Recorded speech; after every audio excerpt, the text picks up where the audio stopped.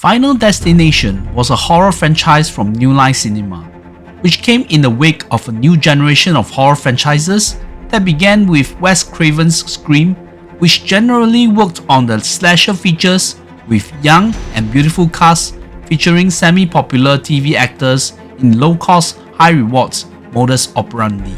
Other contemporaries that spawned from Scream included I Know What You Did Last Summer, Urban Legend, The Faculty, Disturbing Behavior, and even Halloween H2O.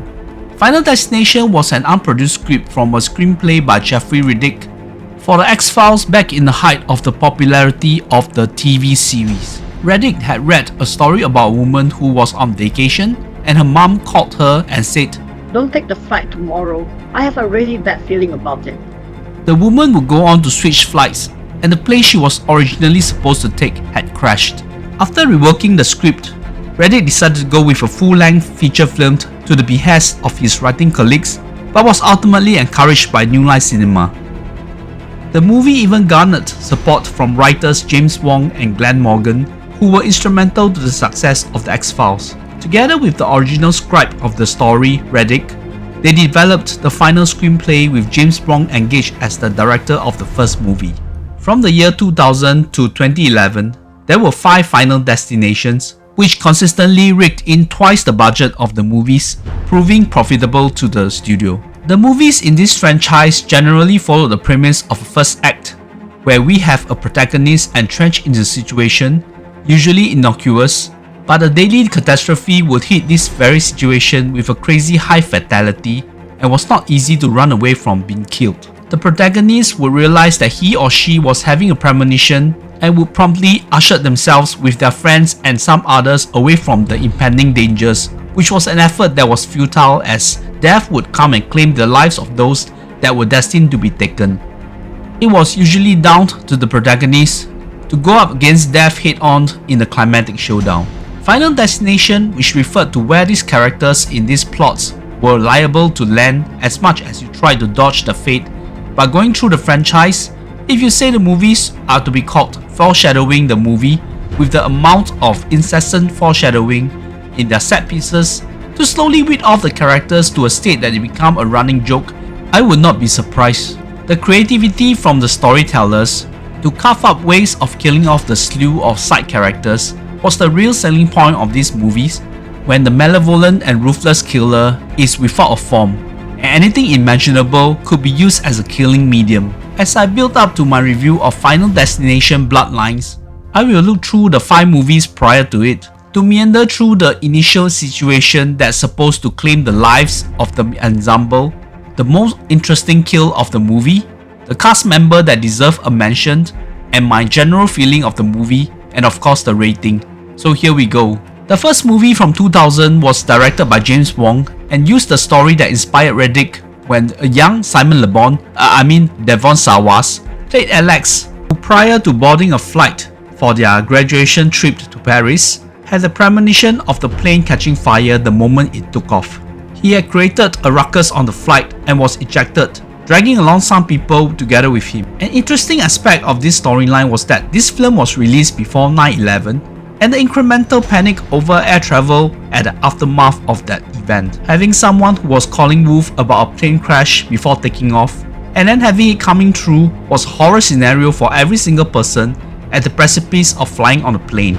The relationships of the characters from high school, including the teaching faculty and parents, was a solid dynamic that films later in the franchise could not replicate until Bloodlines, of course. The sequential weeding off of victims and the idea of escaping death was already well laid out in this first installment, with Tony Todd's character, John Bullworth, being present as a character to provide expositions for our characters, and his absence would be felt when he did not return for a couple of sequels. While Jeffrey Reddick had created a truly spine-chilling premise, especially involving a plane explosion, the creativity in setting up the initial catastrophe and the kills paled in comparison to most movies in this franchise. That said, when Carter met his demise in a well-crafted death trap along the roadside of Paris, will always be memorable. Sean William Scott had to be the most notable cast member at the time, fresh from the fame of American Pie.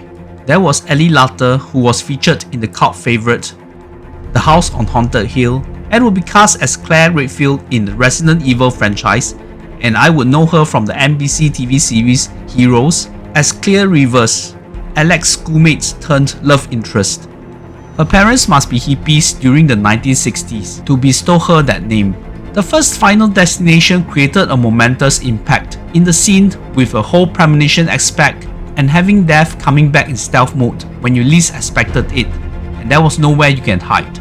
I will give it a 7 out of 10 rating, and now we go to Final Destination 2, released 3 years later.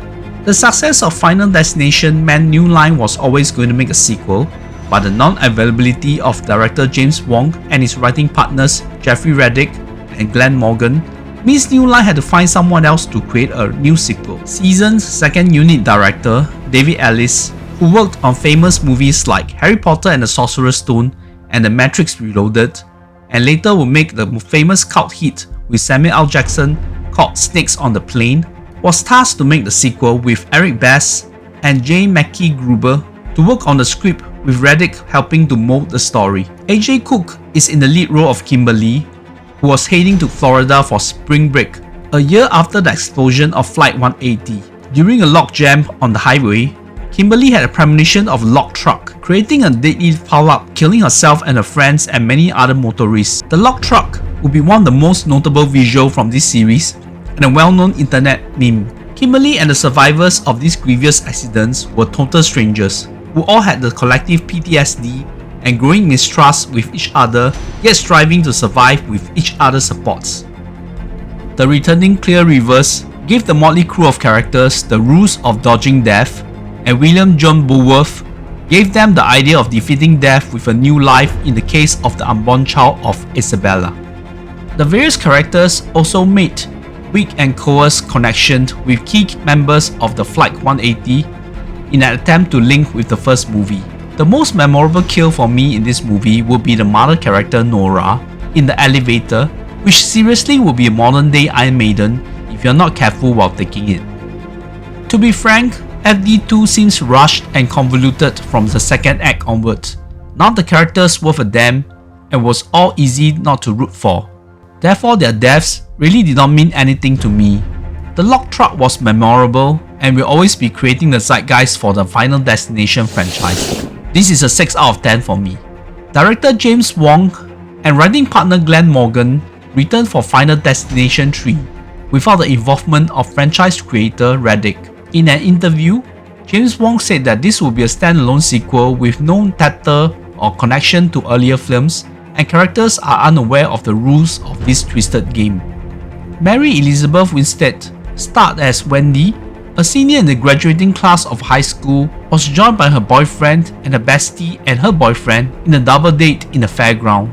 Wendy will be taking photographs with a relic of the past, a pocket-sized digital camera, of those from the graduating class at the various game spots, before everyone will be conveniently riding the same roller coaster, which will be the awful death contraption in this installment. For someone with a weak heart and refrain from taking such rides, seeing how director James Wong and his team meticulously built up to how the roller coaster would capitulate was truly terrifying. In the second act, Wendy would use the photographs she had taken to connect the dots on how to save the people she loved from dying. The starting set piece itself was a hell to sit through, and as James Wong implied, it was meant to be a standalone sequel with no link to the earlier films, and as a franchise, subsequent sequels would be better as standalones if you made them with gripping solid main characters as we had seen here. Having a double pivotal act with Wendy and Ryan Merriman's Kevin was a breath of fresh air, and I found both of them likable enough to embark on their journey. This movie of course boasted Winstead's ascension to a decent scream queen. The final act was sadly a bit dour, but there was enough meat on the bone for most of the plot. My favourite kill beside the roller coaster ride would be the drive-through beheading of the creepy graduated senior Frankie. Having cast Mary Elizabeth Winstead, and this being James Wong and Glenn Morgan's final involvement in this franchise, prompted me to award this part as a 7 out of 10. The year was 2009, and Final Destination 2 director David R. Ellis returned for the 4th installment of the franchise, with Eric Bass also returning as a scriptwriter. Like part 3, This would be a sort of a standalone sequel without any remnants of the earlier films, especially totally free of involvement from Tony Todd. Titled as The Final Destination, this felt like a conclusive ending point to an ailing franchise. This movie was critically panned as the weakest installment in the Final Destination franchise, yet it was the most profitable, all thanks to the studio riding on the crest of the 3D fad of that time, and created one to put the audience through a myriad of fatality-inducing objects hurling towards them, which was nothing novel of course, with many horror movies having done so in the 1980s. Bobby Campo played college student Nick, joining his buddy in a double date to watch something like an indie rally when the propensity of a crazy disaster was always there and it would be realized and causing a massive kill count inside the racetrack. Nick's hysterical antics drew the ire of some people, including some rednecks, leading to some satisfying kill in store for audience. When I caught this movie on Netflix, I found the foreshadowing of many of the kills to be awfully amateurish to a state that it was off-putting, and the characters were so flimsily written, so you cannot wait for all of them to be killed. Sad to say, there was no real memorable kill of note for me in this sequel, and I could barely squeeze out a 5 out of 10 for Final Destination 4. With the critical disaster of Final Destination 4, one wondered what was behind the decision to make a fifth film in 2011 with just a scant excuse to milk more money from the corpse of a franchise by this point. Another second unit director, Stephen Quell, was employed as the director, and someone who had worked with James Cameron in two of the most profitable movies ever, in Titanic and Avatar. The scriptwriter was Eric Hesserel, someone with a pedigree in writing horror screenplays like Lights Out, the remake of The Thing, Bird Box, as well as Denis Villeneuve, The Arrival. From the onset, the concept of a company retreat for our protagonist Sam, played by well-known TV actor Nick D'Agostino, was shoddy. A conglomerate that dabbled in all sorts of industries from restaurants to heavy machinery, I was, to be frank, baffled by the whole plotting of these characters.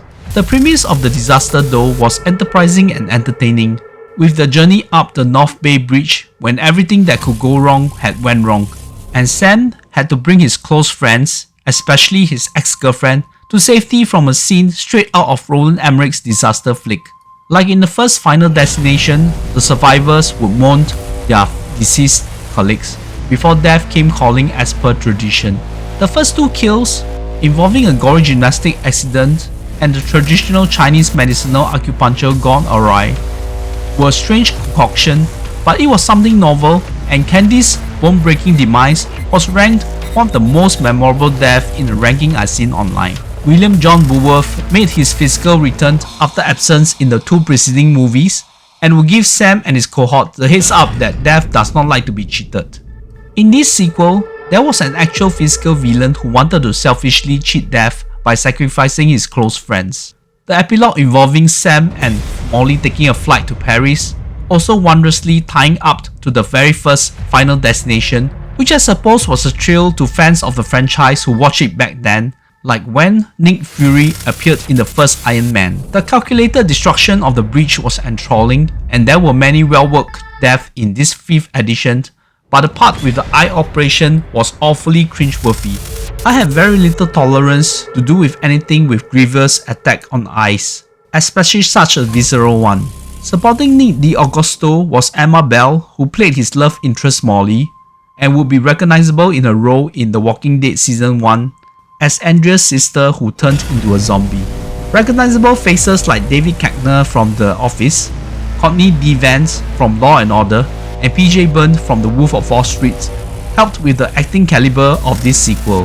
Having been burnt by the awfulness of Final Destination 4 and a rather lukewarm start of Final Destination 5, Stephen Quell actually created a memorable sequel that will succinctly wrap up the franchise. I will give this movie a rating of 7 out of 10. After 14 years of gestation, New Line Cinema was ready to bring this horror franchise out of its vault. The screenplay of this sequel was slowly molded with the involvement of Laurie Evan Taylor and Guy Busick, who had written screenplay for many radio silence movies like Scream and Ready or Not. In terms of director, the pair of Zach Lipovsky and Adam Stein were assigned for direction, whose last notable collaboration was 2017's sci-fi thriller Freaks, which was like a cross between Stephen King's Firestarter and Yorgos Lanthimos' Dogtooth. Film production began in 2023 and was released in May 2025, as New Line released a couple of effective marketing materials to rouse the interest of long-standing fans of the series and general horror fans. In the prologue, we were introduced to the 1950s when a new high-end restaurant called Skyview opened with a lot of pomp and circumstances. Iris and her fiancé Paul joined in the fun but was slighted by the restaurant staff. Ill treatment aside, Iris was feeling uneasy the entire time she was there, as the foreshadowing of the probable disaster was rousing in the background. Interesting interplay of pop songs of the time period with an ominous undertone also helped to bring the audience in anticipation of the shit that was going to hit the fan. We were certainly not disappointed with the amount of crazy destruction of a death trap masquerading as a restaurant and the fatality that was unleashed on display. The film rating we had in Singapore was R21, which strictly adhered to allow only those above 21 years old to watch the movie. There was a level of gore which one was expecting from this series, and what was presented certainly hit the high ceiling. It turned out that this horrifying chain of events from the 1950s was a dream bothering a college girl by the name of Stephanie, and this recurring dream derailed her academic progress, which she had to arrest in order to keep her scholarship. Steph realized that there was an impending family secret, especially a much maligned grandmother who turned out to be Iris Campbell from her dream. Iris, who indeed had a premonition high on top of Skyview that time, became paranoid and started fearing for her life, knowing death was looming around, to a state that she had inculcated that level of paranoia in her children, which included Steph's mom, Darlene. Iris would eventually become reclusive into a well-fortified cabin where she had survived the pursuit of death. She would of course understand the sequential killings of the hundreds of survivors from the Skyview that day. All would slowly pass on from her impressive chart of obituaries and newspaper cuttings. As long as she was alive, Iris' descendants would be safe from death, but she was ready to give up her stance when her granddaughter Stephanie was desperate to get her life back on track, especially with her education. This led to the whole bloodline part of the title, when two generations of the Campbells, who were not supposed to exist if Paul and Iris had not survived Skyview that fateful day. While Stephanie was totally bought into the Kool-Aid from her estranged grandmother, the rest of the Campbell and Race clans were all skeptical and would be counting down their own mortality. While the funeral parlor's coffers were earning gleefully from the successive demise of the family, the surviving members were slowly bought into this curse, with one of the most prominent deaths during the promotion of this movie in the tattoo parlor that would be the most intriguing. You never know how incredibly hilarious it was to be watching these crazy deaths with the most absurd foreshadowing in the theatre with your like-minded friends. The part at Skyview when an elderly patron caught a blaze tickled me non-stop, and for me the best kill involved a garbage truck and its mechanical compactor. I suppose the key reason for the critical success of Bloodlines would be how tight the plot would be, and minute details like Steph's younger brother Charlie claiming to be a lifeguard in training played a part in the climactic end. I do have some niggling bones to pick, especially the hospital and MRI sequence. For someone who had the displeasure to do an MRI scan, I would know that the facility will always be placed in a dedicated area, usually limited to key personnel to access, and definitely will not have a vending machine just outside a MRI room. I was also wondering to myself if the magnetism of the machine could reach to that daily level for a medical device. The movie would mark the final film performance by Tony Todd as John Bulworth, or JB, and despite visibly decimated by his physical state, which was tied to his character's fate in the movie, Todd still gave a solid performance in his cameo. The finalized JB delivered surely hit the audience and fans of Todd hard as we mourned his passing in 2024. Besides JB, the logging truck also made its return, and the script tied the most successful internet meme into the storyline effectively. Canadian actress Kathleen Santa-Juana was in the lead role of Stephanie. She was surely not in the caliber of a Mary Elizabeth Winstead or Nick D'Agostino, but she grew into her role, with her big and expressive eyes being an impressive acting tool. The supporting cast that shone for me was Richard Harmon as cousin Eric, who was featured in the tattoo parlor scene. He was like the wild card in the Campbell brood, yet there was something affectionate about his character. I found Harmon to be very familiar and realized that he was one of the redneck guys in Lowlifes who enjoyed eating fried grasshoppers. Harmon was not the only Lowlifes alum in this movie, as Brenna Llewellyn, who played Savannah in that movie, also made a cameo as Steph's suffering roommate in a dorm. I had a ball of time watching Bloodlines with my horror films loving buddies, and while the concept was very much still intact from earlier movies, there were new ideas being played around, and as mentioned, the plot was tightly knitted. With the Skyview disaster involving so many victims, there could be still some left by the wayside that death could come back for them in future movies. I'm awarding Final Destination Bloodlines a 7.5 out of 10. I really enjoyed this channel gaining some traction, and thank you for the immense support, but it could be better as I'm hoping to reach the benchmark of 100 subscribers in due time, so please subscribe if you have not. My previous review was Joe DeBoer and Carl McConaughey ode to 1980s horror with Dead Meal. After watching all these Final Destinations, you cannot help to be as paranoid as Iris Campbell, looking at everything with that bit of trepidation.